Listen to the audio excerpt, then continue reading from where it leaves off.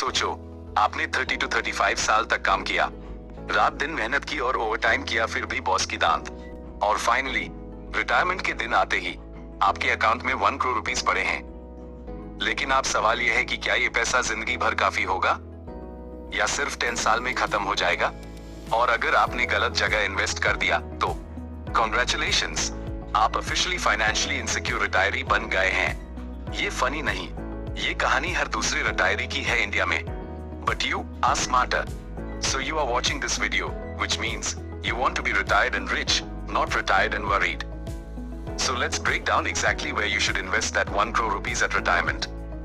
Trust me, the last point will surprise you. सबसे बड़ा retirement mistake है कि पूरा पैसा बैंक एफडी में डाल देना। Yes, ये गारंटीड रिटर्न्स होते हैं, लेकिन इन्फ्लेशन साइलेंटली छूना मार रहा होता है आपके पैसों को। आज 1 करोड़ रुपीस से 2 BHK मिलता है, 10 साल बाद शायद पार्किंग स्पेस भी ना मिले। और सेकंड मिस्टेक, सारा पैसा एक ही जगह पार्क कर देना। ये डाइवर्सिफिकेशन सुनते हैं सब, लेकिन फॉलो कोई नहीं करता। एक अंकल ने पूरा 1 करोड़ रुपीस LIC में डाल दिया। जब मैच्योरिटी आई तो रिटर्न्स देख के उनका बीपी हाई हो गया। Not because it was good, but because it was painfully bad. तो प्रॉब्लम सिंपल है, लोग या तो ओवर कॉशियस होते हैं या ओवर कॉन्फिडेंट।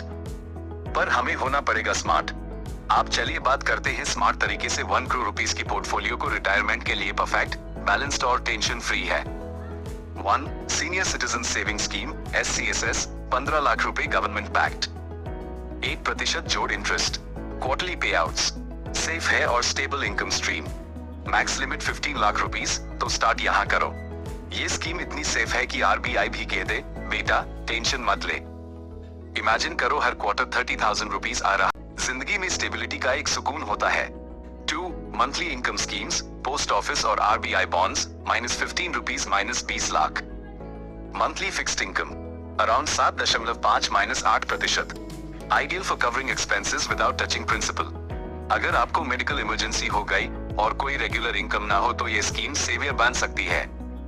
लेकिन फिक्स्ड इनकम से सिर्फ एक्सपेंस निकलते हैं, अगर पैसा बढ़ाना है तो थोड़ा रिस्क लेना पड़ेगा। 3. बैलेंस्ड म्यूचुअल फंड्स, -20 रुपीस से 25 लाख। डेट जोड़ इक्विटी का मिक्स है, रिटर्न्स 10 से 12% ओवर लॉन्ग टर्म तक। सीप नहीं, lump sum, but with systematic withdrawal plan SWP to get monthly income. Imagine करो हर महीने 25,000 रुपीस आ रहा है और कैपिटल भी ग्रो हो रहा है।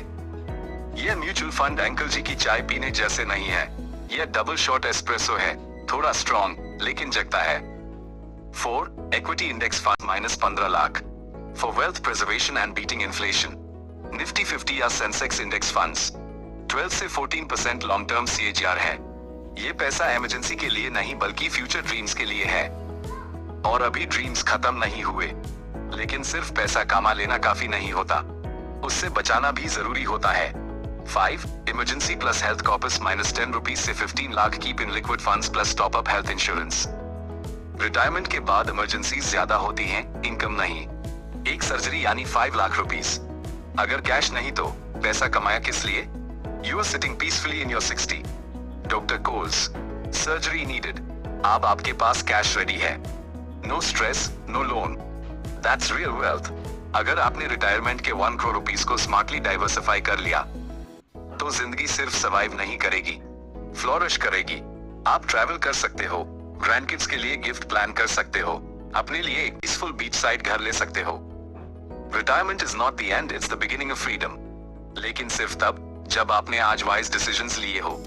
जैसे ना FD में सब डालो, ना LIC अंकल बानो, ना सब इक्विटी में डाल के ट्रेडर बन जाओ। समझे? पता है बैलेंस बोरिंग है, लेकिन बैलेंस पावरफुल है। अब अगर आप 25 के हो और ये सोच रहे हो कि रिटायरमेंट तो डो है, तो याद रखना कि 1 करोड़ रुपीस तभी होगा जब आज 1000 रुपीस इन्वेस्ट करोगे। और है डिविडेंड स्टॉक का मैजिक जानने के लिए लाइक करो और सब्सक्राइब करो, और है बेल आइकॉन दबाना मत भूलना।